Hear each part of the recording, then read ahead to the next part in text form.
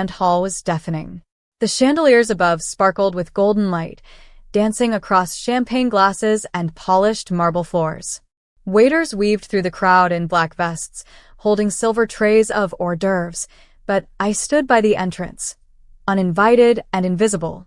It was my half-brother Daniel's engagement party, and I wasn't supposed to be here. But I came anyway, not to cause a scene, not even to make a point, just to look at him one last time before his life changed forever. "Excuse me, miss," said a woman with perfectly arched eyebrows and a clipboard. "Are you with the catering staff?" I didn't answer.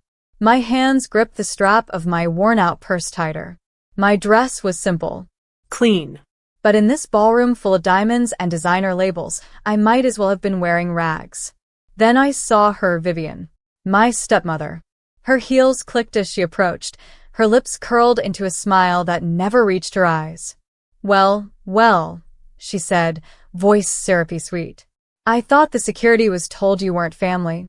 Seems they failed." I inhaled slowly. "I'm not here to cause trouble," I said.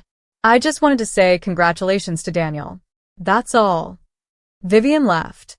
Loud enough to gather attention. Loud enough to humiliate. "She's not real family," she said, turning to a nearby group of guests. "Just a stray my husband brought home once. Not by blood, not by bond. Just leftover charity." People chuckled. Some looked away, uncomfortable. Others whispered. I stood still, staring at Daniel, who stood beside his fiancée across the room. He looked at me, then looked away. Vivian stepped closer and leaned into my ear. "Leave. Now. Before I have you escorted like last time." I nodded. No drama. No fight. I walked out through the grand glass doors into the night, heart pounding but face calm. As I stepped into the cold evening air, my phone vibrated in my bag. An unknown number. I answered. A deep voice said, "Are you home? I need to speak to you. Urgently." "It's about your father." I froze. "Who is this?" "It's Mr. Hargrove, the family lawyer. I know you were left out of the party tonight, but what I'm about to tell you changes everything." I whispered, "I'm listening." He paused. "No. Not over the phone. I'll be at your apartment at 8 a.m. sharp. Don't leave." Then the line went dead. I stood under the streetlight for a moment, wind stinging my cheeks, before slowly turning to walk away. And the next morning, just as the clock struck 8, I heard it. Knock. Knock. Knock. But it wasn't just one person. It was a pounding. Urgent. Desperate. I looked through the peephole and saw them. Vivian. Daniel. His fiancée. 2 uncles. All standing at my door. Eyes wide. Faces pale. I opened it slowly. Vivian looked at me with trembling lips. "Please," she said. "We need to talk." I didn't move. Just stood in the doorway, blinking at the faces that had once mocked me, turned their backs on me, shut every door I had tried to walk through. Now here they were on my doorstep. Vivian's voice quivered. "Where's Mr. Hargrove? Is he here?" I narrowed my eyes. Why would he be here? Daniel stepped forward, face flushed with panic. He said he was coming to talk to you first. About Dad's. He stopped himself. His fiancée, a soft-spoken woman I barely knew, placed a hand on his arm. "Tell her. She deserves to know." Vivian shot her a glare. "No," she said sharply. "Not here. Not like this." I stepped aside. "Then don't say it. Leave." Vivian's lip trembled. But just then, another voice echoed from behind me. "I was hoping to speak to her alone," said Mr. Hargrove as he appeared behind me, holding a brown leather briefcase and wearing a somber expression. Vivian's face drained of color. "Wait," she whispered, reaching for him. "Don't, please. Not like this. Not before we speak." But he brushed past her and stepped inside. I shut the door behind him. The others remained outside. "Let's sit," he said gently, taking a seat at my tiny kitchen table. I pulled up a chair across from him, nerves pulsing like static under my skin. He opened the briefcase. "Your father left this letter for you," he said, pulling out a yellowed envelope with my name scrawled in familiar handwriting. He wrote it 3 days before the heart attack. Said it needed to be opened only if Vivian tried to erase you from the family. I stared at it. My breath hitched. He knew? I asked. Mr. Hargrove nodded. More than you think. I opened the letter with trembling fingers. It was 2 pages. 2 pages that made my heart stop. He knew everything. How Vivian forged a signature to transfer assets. How Daniel had been misled into thinking I was just a foster stray. How my father had spent his final months secretly correcting the legal documents, making sure that I inherited the trust, the estate, and the controlling stake in the family's multi-million-dollar hospitality group. Because I was his biological daughter. And none of them knew. Until now. When I looked up, Mr. Hargrove placed another paper in front of me. This, he said, is a transfer of ownership. Effective immediately. You're now the sole trustee and primary shareholder of Wakefield Estates. I could barely speak. But they told everyone I was a burden. A mistake. An outsider. They lied, he said gently. And now the truth is in your hands. There was another knock at the door. A hard one. I walked over and opened it. Vivian was standing there, her mascara smudged, a hand pressed to her chest. You knew, she whispered, her voice raw. He told you. I stepped out onto the porch. Yes. And he gave me everything you tried to bury. Her lips trembled. You don't understand. If this gets out, we'll lose everything. The board will panic. The wedding, Daniel's future, it'll all. I cut her off. I didn't come to your party to ruin anything. I came to wish Daniel well. She blinked. You still care? I nodded. That's the difference between you and me, I said. You erased me out of spite. I'm choosing to forgive you out of strength. Vivian collapsed into the chair outside my door. She buried her face in her hands. And for the first time in years, she had nothing to say. By Monday morning, the headlines were everywhere. Wakefield heiress discovered living in one-bedroom apartment, while stepmother hosted $2 million gala. Secret daughter named sole beneficiary to Wakefield fortune. Family in turmoil. Vivian Wakefield under scrutiny for forged transfers and deceptive control. I didn't say a word to the press. I didn't need to. The letter, the legal documents, and the truth all spoke louder than I ever could. But the fallout? It came fast. Daniel's engagement party had been the talk of the city. His wedding was meant to be one of the most exclusive, extravagant events of the year. But suddenly, vendors were pulling out. Investors were calling emergency meetings. The Wakefield name had gone from golden to scandal overnight. And yet, none of them reached out for days. Until Tuesday. The doorbell rang again. I opened it, expecting more reporters. But it was Daniel. Alone. No cameras. No fiancé. Just him in jeans and a hoodie, his eyes bloodshot from lack of sleep. Can I come in? He asked. I hesitated. Then stepped aside. He walked into the same tiny kitchen he used to make fun of. Looked around. Sat at the table in silence. I didn't know, he said finally. I swear. I nodded. I believe you. He looked up, surprised. You do. You were a kid when they told you I wasn't family, I said. You just believed what you were taught. It hurt, but I know the difference between ignorance and cruelty. He leaned forward, voice tight. Vivian's spiraling. The board wants to meet you. They think you're going to destroy us. I shook my head. I'm not. You're not. I'm not here for revenge, Daniel. I just want the truth to be respected. I want to rebuild what Dad wanted, not burn it down. His eyes filled with something I hadn't seen since we were kids. Shame. You're better than all of us, he whispered. No, I said softly. I'm just tired of carrying pain for people who never cared if I healed. He exhaled. Long, heavy, then reached into his jacket and pulled out a small velvet box. What's that? He opened it. Inside was a thin, gold bracelet with our father's initials engraved. He had this made for you, Daniel said. Before Vivian hid it. I found it last night. My fingers trembled as I reached for it. The moment I clipped it on, I felt it, presence. A father I'd barely had time with, reaching across time with a gesture of love no money could match.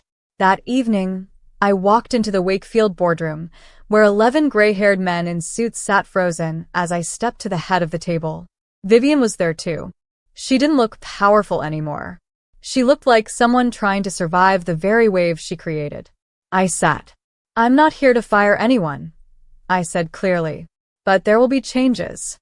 And over the next hour, I laid out my vision: transparency, ethics, community outreach, diversity, and rebuilding trust from the inside out. Not just to look good, but to be good. One by one, the board members nodded, then clapped. Even Vivian managed a tearful whisper. "Your father would be proud." I turned to her. "I think he already is." The first official day as the head of Wakefield Estates didn't begin in a boardroom. It began in a rusted elevator. I had insisted on visiting the smallest hotel in the chain, a forgotten property tucked into the city's industrial side, long neglected by management. As the elevator groaned to life, the manager beside me, a man in his 60s with grease-stained cuffs and tired eyes, looked stunned to even see me there. "No one from corporate's ever visited," he said, rubbing the back of his neck. I didn't even bother cleaning the office. Figured it was a prank. "It's not," I said, smiling gently. "I used to clean rooms like these." He blinked. "You did?" I nodded. Before Vivian banished me, I used to tag along with the housekeepers during summer breaks. I folded towels, wiped mirrors, and once got scolded for organizing the shampoo bottles in rainbow color order.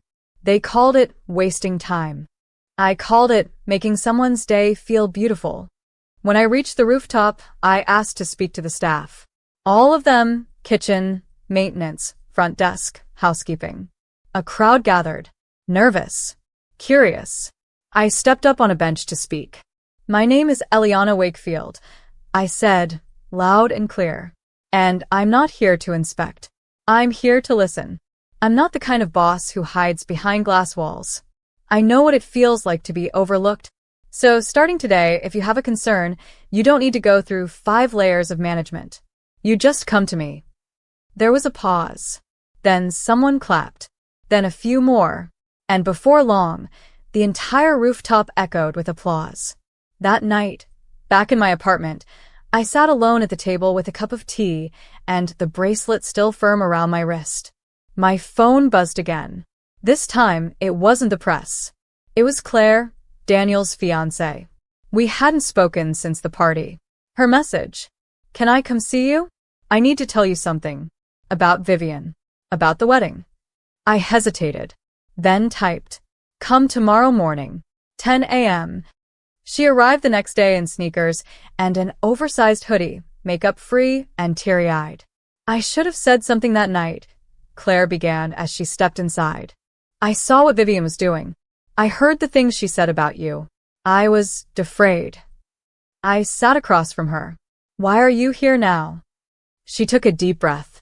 "Because I found something. And I think you were never supposed to see it." She reached into her bag and pulled out a small USB drive. "What is this?" "Daniel told me about your father's old study," she said. "About the drawer Vivian always kept locked. After the truth came out, I checked it. This was in the back, hidden inside a book's spine." I plugged it into my laptop. Videos, documents, emails, footage of my father speaking on camera.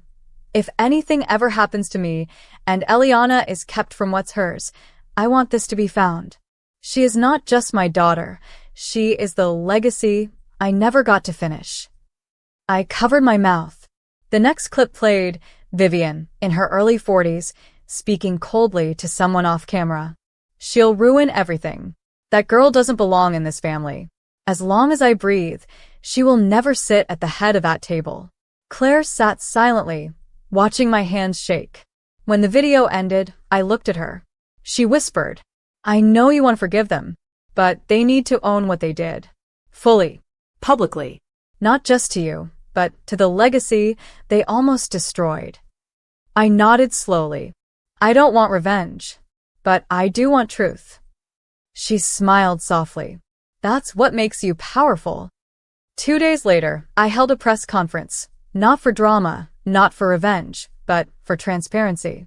I told the story. Fact by fact. Not a tearjerker version, not a scandal. Just the truth. I told them how my father's vision had been derailed, how trust was lost, and how we were building something better, one act of honesty at a time. And then I did something that stunned even the harshest critics. I announced a foundation, named after my father. One dedicated to funding education, career training, and housing for youth raised in the foster system, kids who felt unseen, unheard, unwanted. I said, I was told I wasn't real family, that I wasn't one of them. So I've decided to build a future for people who hear the same lies every day. You don't need a last name to belong. You just need someone to believe in you. The crowd went silent. Then came the longest, loudest applause of my life. And as I stepped off the stage, a reporter shouted, "What do you say to the Wakefield family today?" I turned, Paused. then smiled. I say, thank you. You taught me what not to be. The week after the press conference, things began to change. Not just in headlines or emails or stock prices, but in the faces of people around me.